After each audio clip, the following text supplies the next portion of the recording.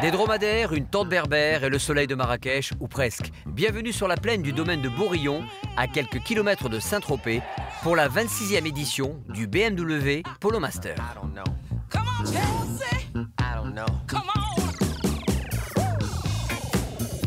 Ce grand tournoi de polo se déroule sur 48 heures. Il rassemble 4 équipes de renommée internationale. Chaque team est composé de 4 cavaliers. Ils vont couvrir un terrain de 275 mètres de long. Les matchs sont découpés en 4 périodes ou chokers de 7 minutes 30. Et à chaque nouvelle période, les cavaliers changent de monture. Une compétition qui se dresse au cœur d'un village de polo, festif et convivial.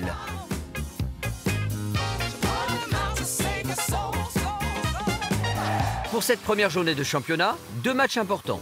Ils vont permettre à 2 équipes de se qualifier pour la grande finale du lendemain. L'équipe Hôtel de Paris en maillot noir contre l'équipe Pépinière d'Herbèze en maillot vert. Puis l'équipe Julian Joaillier en maillot rouge contre l'équipe BMW en maillot blanc. Quels joueurs accéderont à la plus haute marche du podium? Pour le savoir, place au jeu. Les 2 équipes qui ouvrent les hostilités sont les rouges de Julian Joaillier avec leur capitaine Claude Solars, de retour pour la 2e année consécutive. Face à lui, l'équipe des Blancs de BMW qui pourra compter sur 2 piliers de poids, jeune talent de l'équipe de France de polo, Clément Delfos, le numéro 4, et Édouard Pan, le numéro 3. Et on y va, on s'amuse un peu et tout. Si jamais on prend un peu des goals et tout, au début, tranquille. Hein. On s'énerve pas, ça peut tourner vite. Tactiquement, les Blancs s'organisent, Claude Solars s'échauffe, le public est en place. Le premier match peut enfin commencer. Comme la règle veut, l'équipe qui a le handicap total le plus élevé, c'est-à-dire les meilleurs joueurs sur le papier, offre un avantage d'un demi-point à l'équipe adverse. BMW commence donc avec un demi-point d'avance sur les rouges de Julian Joaillier. Dès le début de la première période, BMW impose la cadence. L'équipe des Blancs fait un départ en trombe plutôt inattendu et prend 4 goals d'avance pour Julian Joaillier, 4,5-0. En deuxième période, les rouges reprennent très vite la main sur le jeu.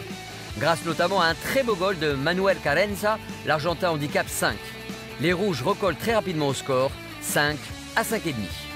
Malgré une volonté à toute épreuve et de belles tentatives de tir, la doublette Édouard Pan, Clément Delfos ne vient pas à bout de la solide équipe du capitaine rouge Claude Solars. Pablo, le 2e Argentin de l'équipe Julian Joaillier, handicap 3, offre la victoire à son équipe grâce à un coup technique incroyable, un back à droite sous la queue. Les Blancs de BMW sont déçus, mais gardent le sourire et les Rouges obtiennent leur place pour la finale, 9-7,5. Mais je t'ai pas lâché mon Claude. Non, c'est vrai. On m'a dit faut pas lâcher Claude, j'ai pas lâché Claude moi. Je me suis dit, je vais le dégoûter, mais je ne suis pas arrivé. Hein. Voilà. Non, c'est vrai qu'il commence le marquage un quart d'heure avant que la balle soit engagée. Ça a le don de m'agacer, ça. Au moins. Un petit quart d'heure, Un tout petit. Pour le 2e match de qualification, 2 nouvelles équipes dans ce tournoi. Hôtel de Paris en maillot noir contre Pépinière d'Herbèze en maillot vert. L'équipe d'Herbèze commence avec un avantage d'un demi-point. Sur une passe de Gary Pike, dossard numéro 3, Mathias Nigoul, dossard numéro 4, ouvre la marque pour les Verts de d'Herbèze, 1,5-0.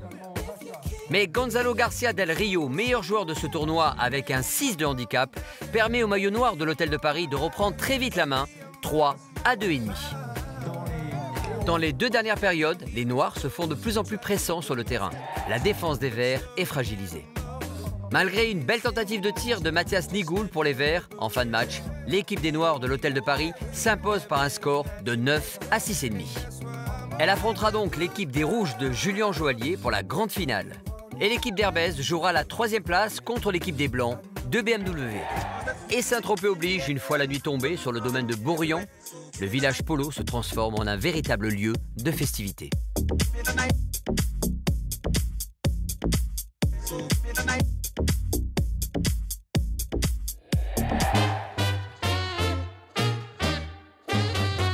Le lendemain, le village polo ouvre ses portes avec un défilé des plus belles voitures de collection de la Riviera et un concours de chapeaux. Le tout rythmé par un jazz band hollandais, une ambiance détendue à l'approche de la grande finale. Cette 2e journée sportive débute avec une grande nouveauté, un match d'exhibition exceptionnel de polo féminin. Les femmes sont à l'honneur avec la Ladies Chariol Cup. Et pour nous en parler, qui mieux que Madame Chariol en personne? Ce sont des femmes courageuses, ce sont des battantes. Elles représentent vraiment la gente féminine. Pour moi, c'est un symbole. Je suis très fière des cavalières, très fière de ces femmes. Ce match 100% féminin oppose l'équipe de la Plage des Jumeaux en maillot orange à l'équipe Chariol en maillot prune. Voilà, en termes de stratégie de jeu, c'est bien que moi je dise voilà, ou tourne, ou fais un back. Ou... Par contre, si tu vises si tu penses que tu envoies la balle à quelqu'un, tu l'appelles par son nom. Tu lui dis Val ou tu lui dis quoi. Par contre, le pro de l'histoire, c'est que voilà, c'est qu'on n'envoie pas les balles très loin. Donc vous mettez pas à 300 mètres de moi parce que surtout ces derniers temps, je les envoie, je les pique là. Les deux équipes ont un niveau de jeu équivalent, mais c'est Chariol en maillot prune qui prend très vite l'avantage, grâce notamment à la qualité de jeu de sa numéro 4, Aurélie Ressac, une ancienne cavalière de voltige. Dès la première période, Chariol mène 3-0 face au Orange de la Plage des Jumeaux. Même si le jeu est plus lent que sur les matchs masculins, il est tout aussi incroyable. Claude Solars, le capitaine de l'équipe Julien Joallier, va jouer la finale dans quelques minutes. Il est aux premières loges pour assister au spectacle et nous fait quelques confidences. On est heureux d'avoir des femmes qui jouent au polo. Vous avez quelques filles qui ont marqué l'histoire du polo, mais elles ont joué surtout en mixte. C'est ça qui les a rendues puissantes. Dans la seconde période, la Plage des Jumeaux en orange tente de revenir dans la partie en marquant un premier goal. Mais l'équipe Chariol domine définitivement le match. Valérie Fréchineau, dossard numéro 2, marque 4 goals consécutifs. Et dans la troisième période, Chariol mène 8-1. L'équipe féminine de Chariol gagne donc ce match exceptionnel avec une belle avance. Chapeau bas, mesdames. Après les exploits sportifs des femmes, place aux hommes. Pour commencer les hostilités, l'équipe BMW d'Édouard Pan, en maillot blanc, affronte l'équipe d'Herbez en maillot vert pour la troisième place sur le podium. Allez, 4 verts d'un côté, 4 blancs de l'autre. La partie est lancée. L'équipe des Blancs de BMW, déçue par sa prestation lors des demi-finales, compte bien inverser la tendance et gagner sa place sur la troisième marche du podium. Pour cela, les Blancs mettent le turbo dès les premières minutes de jeu. Et regardez le retour défensif de Clément, qui tape back à gauche, très levé, qui tombe dans le maillet d'Edouard Pont, qui récupère cette balle, attendu par Mathias Nigoul. Edouard Pont qui est plus rapide, Mathias qui revient, Edouard encore, Edouard qui pousse, Mathias qui est là, qui prend la balle à gauche et qui marque. Très rapidement, il creuse l'écart, 3-0. Les Verts de Derbez tardent à se réveiller. Mieux vaut tard que jamais, en troisième période, le numéro 3 argentin, Pato Volontario, marque le premier goal pour l'équipe des Verts, très largement menée par les Blancs de BMW, 5-1. Argentin, Pato Volontario, attendu par Clément. La balle est frappée sur la droite, vers l'extérieur, bien dans les goals. Et c'est le premier point marqué pour l'équipe d'Herbez. BMW pense que tout est joué, mais le défenseur argentin au casque blanc, le numéro 4 de l'équipe d'Herbez, Mathias Nigoul, lance l'offensive. Allez, on est dans l'axe. Les Verts reviennent dans la partie et égalisent 6 partout. Et c'est finalement le jeune Constant Jacot de BMW qui va offrir la victoire d'une courte tête à son équipe, 7-6. Quel match! Oh, regardez comme ça va vite. Édouard Pont. Pato, qui laisse la balle pour Christophe. Constant Jacot, le coup croisé sous l'encolure et qui marque pour l'équipe BMW. BMW remporte donc la troisième place de la compétition. Bravo. Claude Solars, en bon sportif, félicite Édouard Pan pour sa troisième place.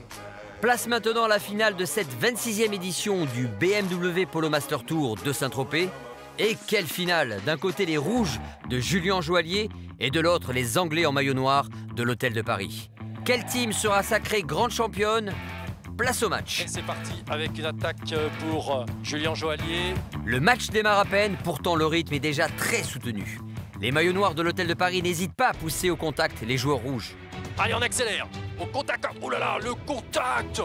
Oh là là, physiquement. Alors là, j'aurais pas voulu être à la place de l'épaule du cavalier britannique. Il a tenté de marquer le joueur argentin Melo Tisset. Regardez-le, le 3 et le 4. Ça va une vitesse. Dans cette première période, la tension est à son comble, à tel point que les deux équipes marquent tour à tour sur pénalité. Manuel, à la pénalité. Tranquille. Julien Joallier revient dans ce match, clairement dominé par les maillots noirs de l'Hôtel de Paris.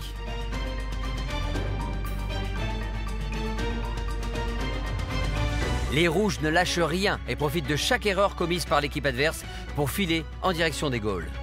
Et toc, on se prend de la balle, à trop hésiter. Une demi-seconde d'hésitation. Et regardez comme ce cavalier pour l'équipe Julien Joallier vient se faire justice en récupérant cette balle et en marquant un joli point pour l'équipe de Claude qui recolle au score 3-3. La tension est à son comble. Dans la dernière période, les deux équipes sont coude à coude. Regardez bien la balle. Les revers, le long des planches, bien joué ça. À quelques minutes de la fin du match, tout est encore possible. Allez, Julien Joallier à la manœuvre avec Charles-Henri Le Gall aux avant-postes devant les goals. Bien joué Charles-Henri, on égalise. 6 partout. Faute de l'équipe des maillots noirs de l'Hôtel de Paris. L'arbitre siffle une pénalité en faveur des rouges. L'Argentin Manuel Carenza, handicap 5, a le sort du match entre ses mains. Manuel, longue balle qui monte, qui va, elle passe dans les goals. Applaudissements pour Manuel Carenza, 5 de handicap. Et grâce à un coup splendide, il donne la victoire à son équipe 7-6. Quelle immense joie pour les rouges. Vraiment, c'est un combat de corps à corps. Ce sont des joueurs durs, mais c'est du formidable polo. On est très heureux d'être venus et de repartir avec la coupe. Voilà, j'espère que ça sera en or. Ça sera toujours ça le prix. À chaque victoire, pour nous, c'est un rêve, donc on a accompli un rêve aujourd'hui. Le BMW Polo Master de Saint-Tropez se clôture donc brillamment par la victoire de l'équipe des Rouges de Julien Joallier et de son capitaine Claude Solars. Et c'est dans la douceur de la nuit tropézienne que le public, les joueurs et les partenaires ont pu apprécier un spectacle exceptionnel offert par les cavaliers voltigeurs de France. Et comme le veut la tradition, fêtons la fin du tournoi au rythme de la Polo Night Party. Prochain rendez-vous à ne pas manquer, le Polo Master Tour de Val d'Isère. Soyez là, nous y serons.